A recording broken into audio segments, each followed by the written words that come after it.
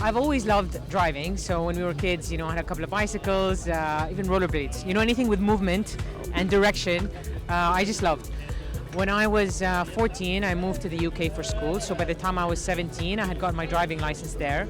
And then I stayed there for university. So when I was 27, got my motorcycle license. And then I got into racing actually in the UAE. When I was 30 years old, I passed some exams for the racing license for speed bikes. And I started racing in the national championship there.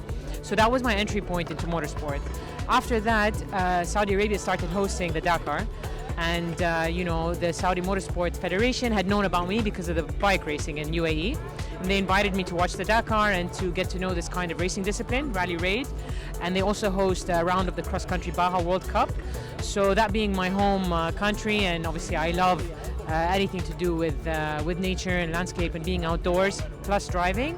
It was actually the perfect recipe, and that's how I got into cross-country. So my mother was the first lady to receive her license in Jeddah, which is the city where we're from, and that was actually funny because so I was tracking when the system would open up the applications for women who had driver's licenses from abroad to convert them into Saudi licenses. So I kept going to the center that was supposedly going to issue these licenses and always checking, is the link out, is the link out? Finally, one day at the door, they told me, yes, Dania, this is the link, you can apply here to get your license. So I took my information, I filled it in, and I took my mom's, she was with me in the car, and I started filling it in. And she said, are you doing this now in the car? I said, of course, why wait? So we ended up getting the first 2 appointments to convert our licenses, and that's how she got hers. And it was actually, it was a really, really amazing day. It's important for me always to measure my progress in mini steps, micro steps. I got my driver's license, I enjoyed myself on the road. I got my motorcycle license, I enjoyed myself on 2 wheels. I got my racing license, I enjoyed my track day.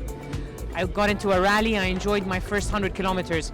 Everything I've done in steps. I haven't looked too far ahead because in motorsport, you've got to be really safe. The first way to be safe is to be prepared. And to be prepared, you don't want to overreach. So my advice is always to take it step by step. And in terms of guidance on the how-tos and the instructions of how to actually technically get into the race, I would direct people towards the Saudi Motorsport Federation because they helped me a lot. Not just in terms of how to apply for licenses and pass these tests, but also how to find a car to race. What gear do I need? What are the safety requirements? What kind of skills do I need? Am I missing anything? Saudi Motorsport Federation was a massive knowledge hub for me, and they were very generous with their time and their information. That would be my advice.